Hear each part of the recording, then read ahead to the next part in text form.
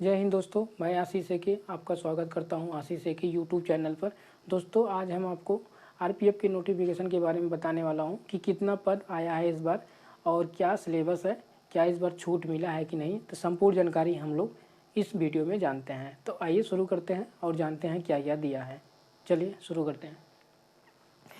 दोस्तों, इसमें देखिए सबसे पहले टोटल पोस्ट कितना है। टोटल पोस्ट आपका 4208 कांस्टेबल के लिए है और 452 आपका एसआई के लिए है और टोटल आपका 4660 पद है।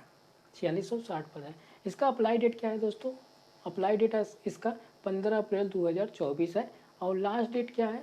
लास्ट डेट इसका 14 मई 2024 है।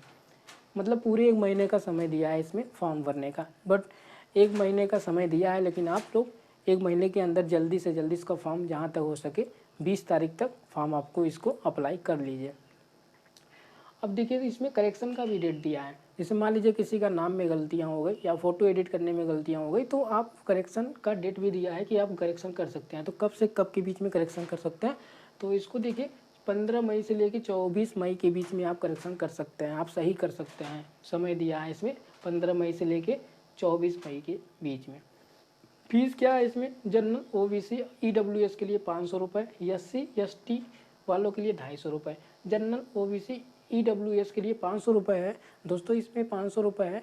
बट रिफंडेबल इसमें 400 रुपये पूरे के पूरे हो जाता है। मतलब 500 रुपये में 400 रुपये वापस हो जाता है, जो कि ये फॉर्म आपका 100 रुपये में मान लीजिए फॉर्म ये अप्लाई करते हैं। और एससी एसटी वाले जो हैं ये 250 रुपये पे करते हैं, लेकिन रिफंडेबल इसका 250 रुपये पूरे के पूरे हो जाता है। पूरे के पूरे इनका 250 रुपये रिफंडेबल हो जाता है।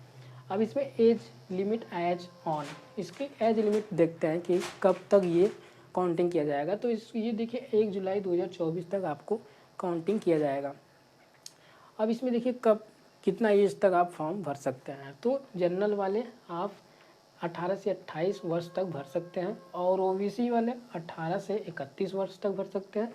एससी एसटी वाले 18 से 33 वर्ष तक भर सकते हैं। अब दोस्तों इसमें देखिए बहुत लोग को कन्फ्यूजिंग ये होता है कि हम 1996 के बाद पैदा हुए हैं तो क्या ये फॉर्म भर सकते हैं, या फिर 1997 98 के बाद पैदा हुए हैं तो क्या हम फॉर्म भर सकते हैं। तो इसको कन्फ्यूजन को दूर करने के लिए हम डायरेक्ट एक बताते हैं।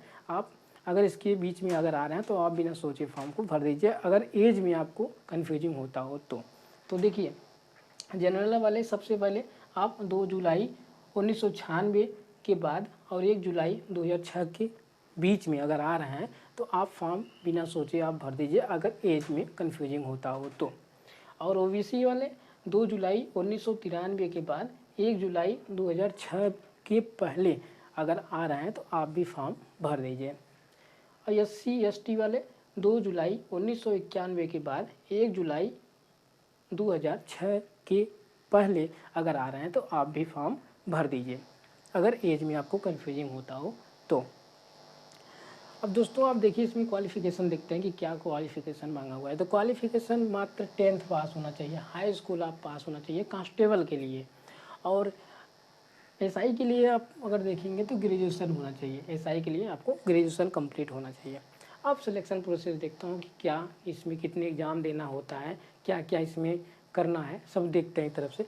तो सिलेक्शन प्रोसेस में क्या है, सीबीटी होगा। सीबीटी मतलब ऑनलाइन एग्ज़ाम पहला होगा, सबसे पहले ऑनलाइन एग्ज़ाम होगा। उसके बाद पीईटी कराएगा, पीईटी मतलब दौड़ कराएगा। उसके बाद पीईटी के बाद आपको पीएमटी कराएगा। पीएमटी का मतलब जैसे हाइट नापना, चेस्ट नापना, मेजरमेंट जिसको कहते हैं, वो सब आपको किया जाता है। उसके बाद लास्ट में आपका डीबी होता है। इसके बाद लास्ट में आपका डीबी होता है, डॉक्यूमेंट वेरिफिकेशन। अब देखिए इसमें सिलेबस देखते हैं कि सिलेबस में क्या क्या पूछा जाएगा। तो आइए देखते हैं। सिलेबस में देखिए सबसे पहले मैथ पूछा जाएगा 35 क्वेश्चन, रीजनिंग पूछा जाएगा 35 क्वेश्चन, जीके जीएस पूछा जाएगा 50 नंबर की। इसमें सबसे ज़्यादा बर्डन आपका 50 नंबर की है, मतलब जीके जीएस की। और इसमें देखिए कितना क्वेश्चन पूछा जाएगा, 120 क्वेश्चन पूछा जाएगा, 120 मार्क्स पूछा जाएगा 90 मिनट में। और इसका नेगेटिव मार्किंग भी है 1/3, मतलब 3 गलतियां करने पर 1 नंबर कट जाएगा आपका। अब PET and PMT for SI. SI के लिए आपको हाइट बताते हैं कि कितना मांगा है। जनरल ओबीसी ईडब्ल्यूएस के लिए 165 मेल के लिए और 157 फीमेल के लिए। एससी एसटी के लिए 160 और फीमेल के लिए 152। और चेस्ट क्या है, चेस्ट में आपको कितना मांगा है, जनरल ओबीसी और ईडब्ल्यूएस के लिए 80 से 85 सेंटीमीटर, मतलब 80 नॉर्मल होना चाहिए, 5 सेंटीमीटर फुलाने के बाद 85 होना चाहिए। और SC ST वाले इसमें देखिए 76.2 से लेके 81.2 तक होना चाहिए, मतलब इसमें भी 5 सेंटीमीटर फुलाने के बाद 81.2 होना चाहिए SC ST वालों के लिए। रनिंग, इसमें रनिंग देखिए मेल के लिए 1600 मीटर आपको दौड़ना है 6 मिनट 30 सेकेंड में, और फीमेल के लिए 800 मीटर दौड़ना है 4 मिनट में। और इसमें लॉन्ग जंप क्या है, लॉन्ग जंप में मेल के लिए आपको 12 फीट की ज़रूरत है और फीमेल के लिए आपको 9 फीट की ज़रूरत है। हाइट जंप क्या है, इसमें हाइट जंप में मेल के लिए 3 फीट 9 इंच और फीमेल के लिए 3 फीट की ज़रूरत है। तो ये रहा आपका पूरा आपको नोटिफिकेशन के बारे में बता दिया।